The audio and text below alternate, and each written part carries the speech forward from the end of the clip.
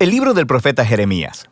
Jeremías fue un sacerdote israelita que vivió y trabajó en Jerusalén durante las últimas décadas del Reino del Sur, Judá.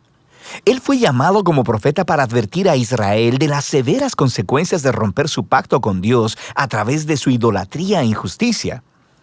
Él incluso predijo que el imperio de Babilonia vendría como el siervo de Dios para traer este juicio sobre Israel, destruyendo a Jerusalén, llevando al pueblo al exilio. Y tristemente sus palabras se hicieron realidad. Jeremías vivió el asedio y la destrucción de Jerusalén y fue testigo personal del exilio.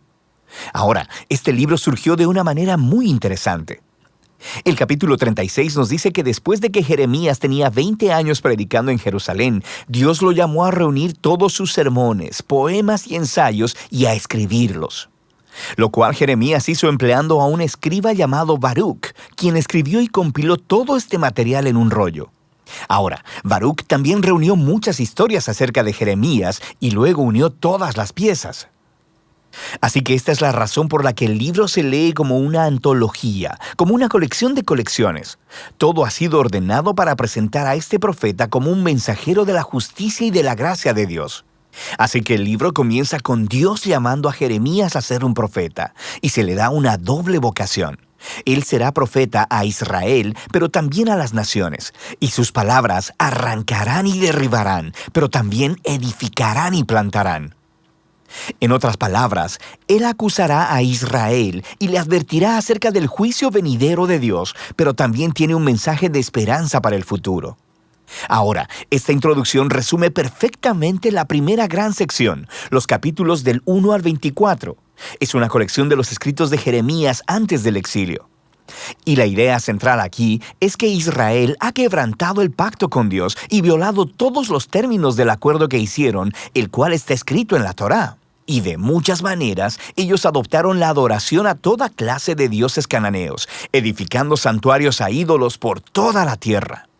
Y Jeremías desarrolló la metáfora de la idolatría como adulterio y utiliza el lenguaje de la prostitución, promiscuidad e infidelidad para describir cómo Israel le ha dado su lealtad a otros dioses.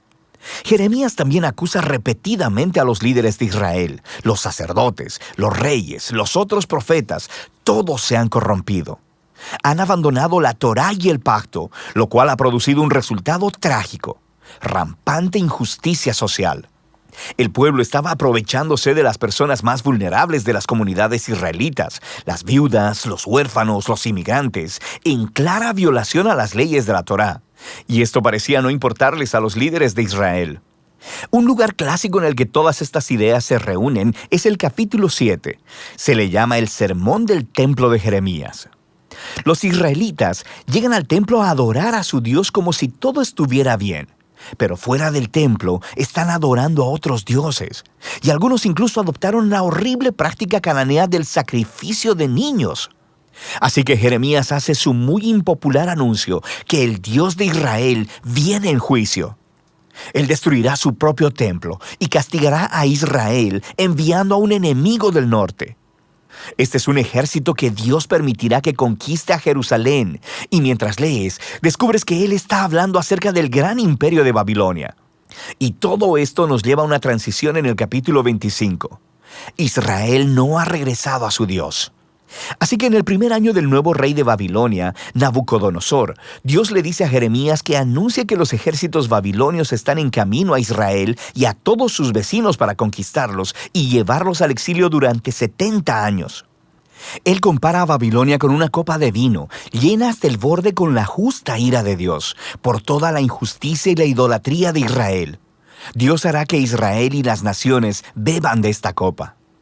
Ahora, este capítulo es clave para el diseño del libro, porque todo lo que sigue se concentrará en el ataque venidero de Babilonia. Primero sobre Israel en los capítulos del 26 al 45, y luego sobre las otras naciones en los capítulos del 46 al 51. La sección acerca de Israel primero contenía historias de cómo Jeremías rogaba a Israel a arrepentirse, cómo les advertía hasta el último minuto, pero los líderes de Israel continúan rechazándolo.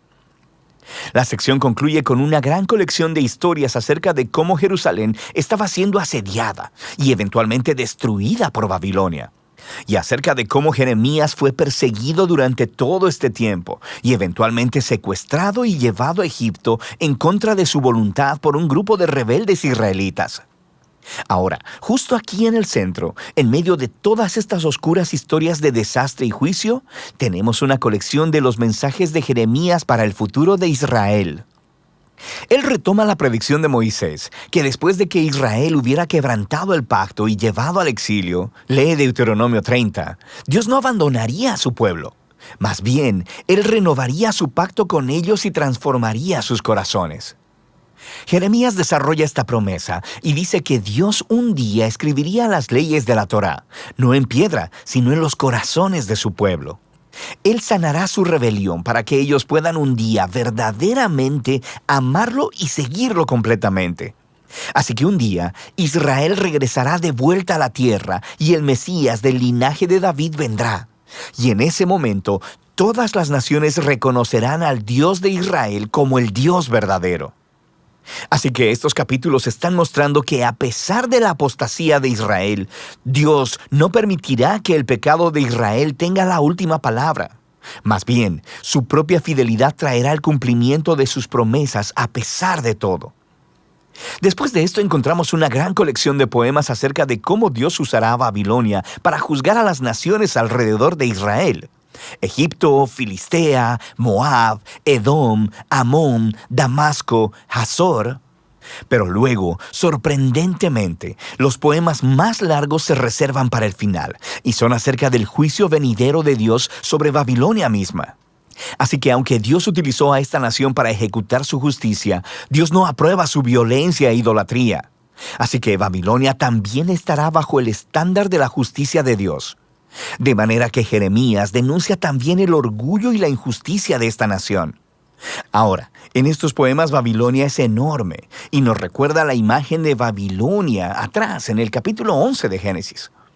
Babilonia se ha convertido en la nación rebelde arquetípica. En su glorificación de la prosperidad y la guerra, Dios entregará a esta nación a su propia destrucción. El libro concluye con una historia tomada del final del libro de Segunda de Reyes. Nos cuenta el último ataque de Babilonia sobre Jerusalén, sobre cómo destruyeron los muros de la ciudad, quemaron el templo y llevaron al pueblo al exilio. La historia muestra cómo se cumplieron las advertencias de juicio de Jeremías de los capítulos del 1 al 24. Pero luego, el capítulo termina con una breve historia acerca del rey israelita cautivo, Joaquín, el heredero del linaje de David. Y el rey de Babilonia lo libera de la prisión y le muestra su favor y le invita a comer en la mesa real por el resto de su vida. Y así es como termina el libro. Así que es un pequeño destello de esperanza y nos recuerda las promesas de esperanza de Jeremías en los capítulos 30 al 33. Dios no ha abandonado a su pueblo o la promesa de un rey venidero procedente del linaje de David. Así que, aunque este libro contiene una gran cantidad de advertencia y juicio, las últimas palabras concluyen con una nota de esperanza para el futuro. Y de eso trata el libro de Jeremías.